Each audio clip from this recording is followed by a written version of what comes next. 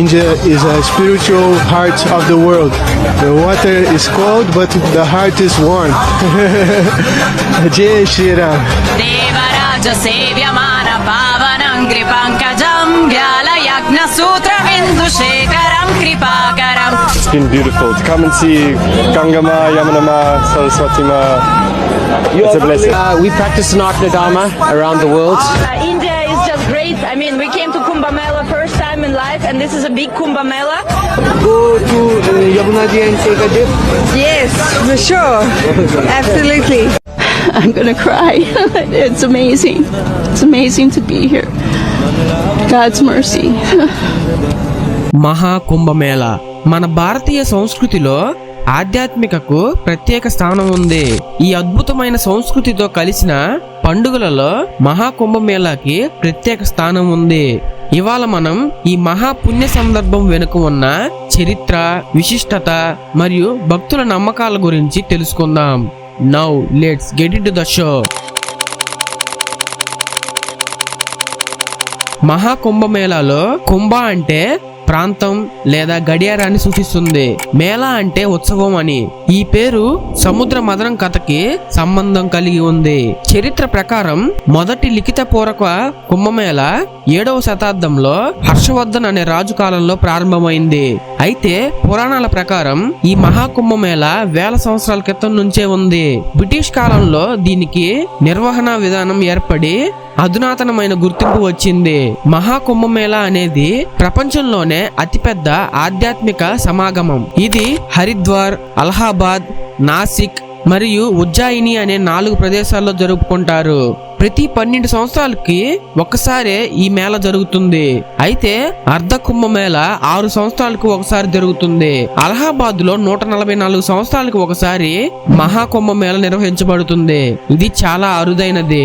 భారతీయ పురాణాల ప్రకారం దేవతలు మరియు అసురులు సముద్ర మథనం సమయంలో అమృతం కోసం పోటీ పడ్డారు.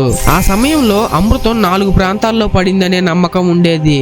ఆ ప్రాంతాల దగ్గరే కుంభమేళా జరుగుతుంది. ఆ 4 ఏవో కాదు, ఇంతాక చెప్పిన హరిద్వార్, అలహాబాద్, నాసిక్ మరియు ఉజ్జయిని. కుంభమేళా యొక్క తేదీలు ఖగోళ శాస్త్రం పరిజ్ఞానంపై ఆధారపడతాయి. జ్యోతిష్య శాస్త్రం ప్రకారం సూర్యుడు మకర రాశిలోకి ప్రవేశించే సమయాన్ని ఇంకా గురుడు యొక్క కుంభరాశిలో గమనం ఆధారంగా తేదీలను నిర్ణయిస్తారు. ఈ సమయంలో నదుల యొక్క పుణ్యత ఎక్కువగా ఉంటుందని నమ్ముతారు. కుంభమేళ ముఖ్యంగా నదీ స్నానానికి ప్రాముఖ్యతనిస్తుంది. గంగా, యమున, సరస్వతి వంటి పవిత్ర నదుల వద్ద స్నానం చేస్తే పాపాలు తొలగిపోతాయని నమ్ముతారు. భక్తులు తమ ఆధ్యాత్మిక శక్తిని పెంచుకోవడానికి, మోక్షం పొందడానికి ఈ కుంభమేళాకు వస్తారు. ఈ కుంభమేళాలో పితృపూజలు, మంత్ర పారాయణాలు ముఖ్యమైన కార్యక్రమాలుగా నిలుస్తాయి. సాధువుల యొక్క ఆశీర్వాదం తీసుకోవడం ద్వారా తమ జీవితానికి కొత్త దిశల్ని పొందుతారనే నమ్మకం భక్తుల్లో ఉంటుంది.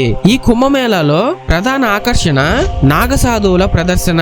వీళ్ళు ఆధ్యాత్మిక జీవనానికి కట్టుబడి సామాన్య ప్రజల ఆధ్యాత్మికతను పెంపొందించడానికి కృషి చేస్తారు. అంతేకాకుండా అఖాడాలు, వివిధ ధార్మిక సంస్థలకు చెందిన సాధువుల సమూహాలు శాహి స్నానం అంటే దీన్ని ఇంగ్లీష్ లో రాయల్ బాత్ అనే కూడా పిలుస్తారు. ఈ శాహి స్నానం ప్రత్యేక రీతిలో నదిలో స్నానం చేస్తారు. ముఖ్యంగా సన్యాసులు, సాధువులు ఇంకా భక్తుల మధ్య ఈ మేళ ఒక ఆధ్యాత్మిక సందేశాన్ని పంచుతుంది.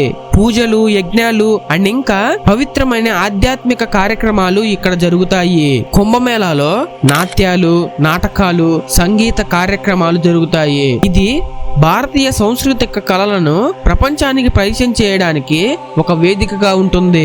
అంతేకాకుండా పండితులు జ్యోతిష్య శాస్త్రం అంశాలపై ఉపన్యాసాలు ఇస్తారు. ఈ మహాకుంభమేళ సమయంలో లక్షల మంది భక్తులకు ఉచితంగా ఆహారాన్ని అందిస్తారు.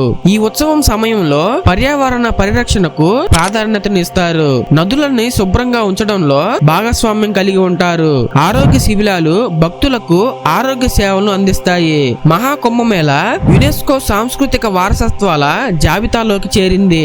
యునెస్కో యొక్క హెరిటేజ్ లిస్ట్ లో 2017లో కుంభమేళా ఇంటాంగిబుల్ కల్చరల్ హెరిటేజ్ గా గుర్తింపు పొందింది. ఈ కుంభమేళాకు ప్రపంచవ్యాప్తంగా భక్తులు వస్తారు. అనేక మంది విదేశీయులు కూడా ఈ కుంభమేళాను చూడడానికి ఇండియాకి వస్తారు. మహాకుంభమేళా కేవలం ఒక పండుగ మాత్రమే కాదు, ఇది భారతీయ సంస్కృతి, ఆధ్యాత్మికత మరియు సామూహిక శ్రద్ధకు ప్రతీక. ఇది మానవత్వానికి, భక్తికి అండ్ ఇంకా మోక్షానికి ప్రతిఫలంగా నిలుస్తుంది. అంతేకాకుండా ఈ మహాకుంభమేళా మనకు సాంప్రదాయాలను గౌరవించడం నేర్పిస్తుంది. మీరు కూడా మీ లైఫ్ లో ఒక్కసారైనా కుంభమేళాకు వెళ్లి ఎక్స్పీరియన్స్ చేయండి. ఈ వీడియో గురించి మీ థాట్స్ ని కామెంట్ చేసి చెప్పండి. అండ్ అలాగే ఇప్పుడే వీడియోకి లైక్ చేసి ఛానల్ సబ్స్క్రైబ్ చేసుకొని బెల్ ఐకాన్ ని ఆల్ లో పెట్టుకోండి. ఇంకో వీడియోలో మళ్ళీ కలుద్దాం. జై హింద్.